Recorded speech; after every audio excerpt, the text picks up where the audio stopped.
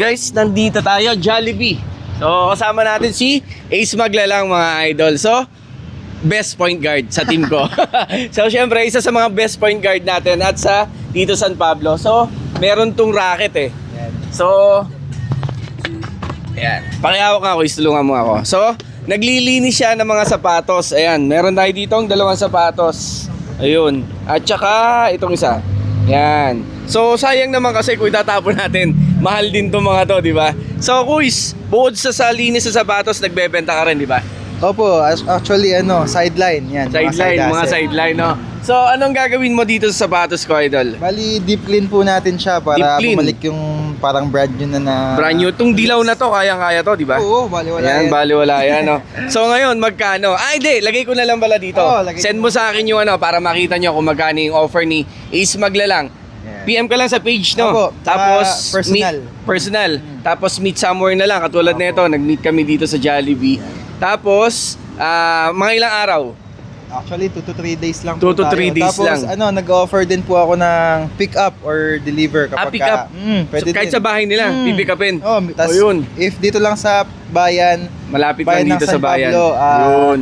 free lang. Tapos kapag within the vicinity of San Pablo na medyo malayo-layo, minimal fee lang din. Oo, meron namang minimal fee para sa delivery, no?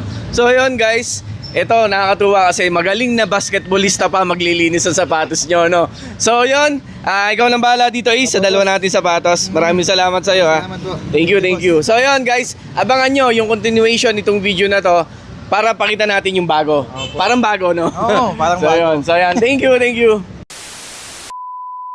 So, yun. Dala na ni Ace yung ating pinalinis na sapatos. Buksan ko muna, idol, ha? Kasama ba itong lalagyan? Free yan. Free. So yun, oh. Wow, si Kerry ang puti na.